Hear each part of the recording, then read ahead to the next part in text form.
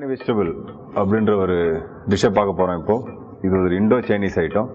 இப்போ வாங்க இதோட தேவையான பொருட்களை பார்த்துட்டு வருவோம். நறுக்கிய வெஜிடபிள்ஸ் 200 கிராம், வேக வைத்த உருளைக்கிழங்கு 1 நம்பர், நறுக்கிய பூண்டு 1/2 டேபிள் ஸ்பூன், நறுக்கிய இஞ்சி 1/2 டேபிள் ஸ்பூன், காய்ஞ்ச மிளகாய் 3 number, chilli paste 50 gram, tomato sauce 30 ml, சோள மாவு 30 கிராம், மைதா 30 கிராம், பொடியாக்கிய வேர்க்கடலை 50 கிராம், குடமிளகாய் 1 நம்பர், வெங்காயம் 1 நம்பர், நறுக்கிய வெங்காயத்தாள் 50 கிராம், சர்க்கரை தேவையான அளவு, சமையல் எண்ணெய் தேவையான அளவு, உப்பு தேவையான அளவு.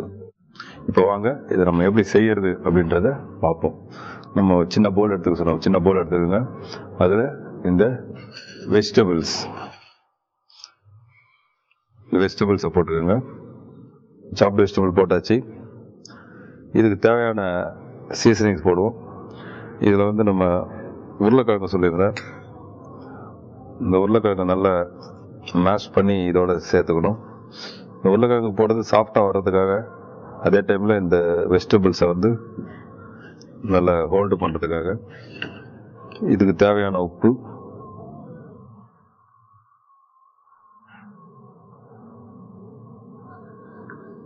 அதுக்கப்புறம் இதில் நம்ம கொஞ்சம் கார்ன்ஃப்ளவர், அதாவது சோள மாவு, மைதா மாவு போட போகிறோம்.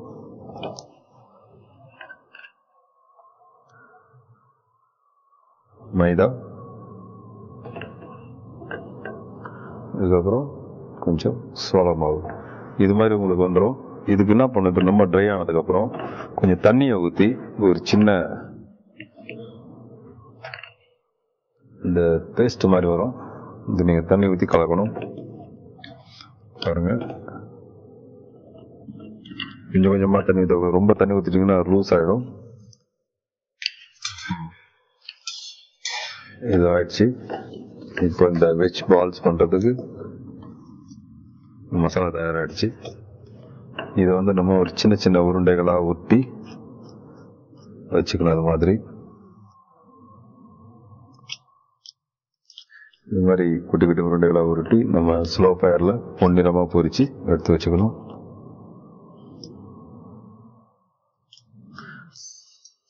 இந்த பைண்டிங் ஏஜென்ட்ஸ் வந்து இதில் வந்து ரொம்ப முக்கியம்னு சொல்லியிருந்தேன். இந்த மைதா மாவு, சோள மாவு, இது ரெண்டும் கரெக்டான ப்ரொபோர்ஷனில் போடணும். மைதா மாவு ஒரு 50 கிராம் போட்டிங்கன்னா, சோள மாவும் அதே அளவில் போட்டிங்கன்னா உங்களுக்கு வந்து கரெக்டாக வரும்.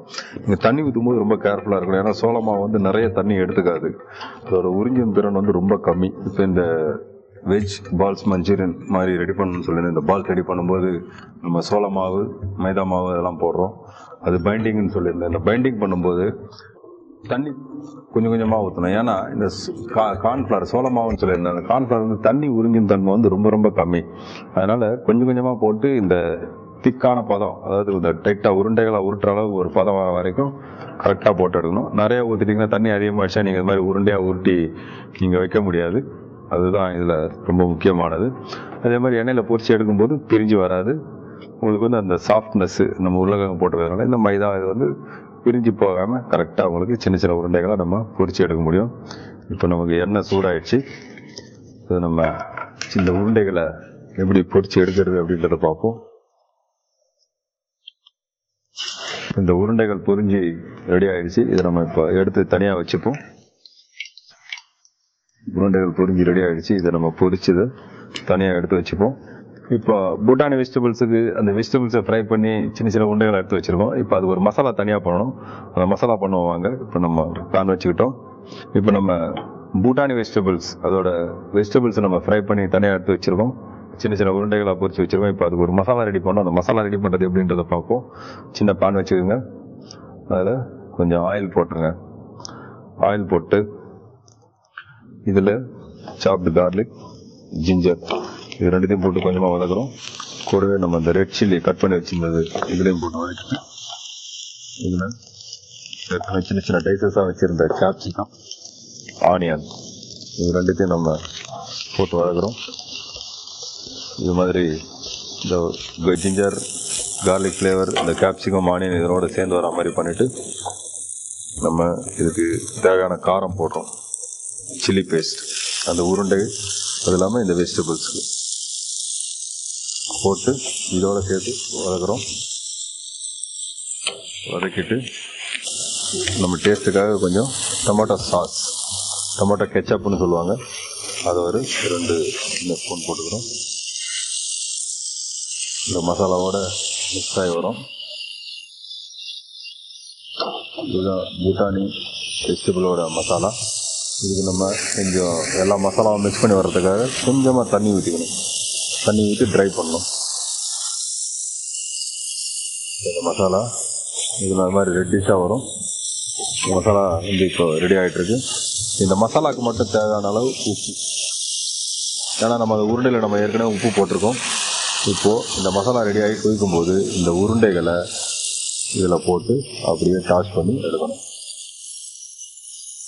உருண்டைகள் எல்லா இடத்துலையும் இந்த மசாலா சேர்ந்து படுற மாதிரி இதோட சேர்ந்து வந்திருக்கு. கடைசியாக நல்லா ட்ரை பண்ணி எடுக்கிறதுக்கு முன்னாடி இந்த க்ரஸ்ட் பீனட் பவுடர்னு சொல்லிட்டு அந்த வேர்க்கடலை பவுட்ரு, அதை வந்து இது மேலே இறக்கிறதுக்கு முன்னாடி இதை கொஞ்சம் தூவி எடுத்துடணும். இது கொஞ்சம் வித்தியாசமான டேஸ்ட்டை கொடுக்கும்.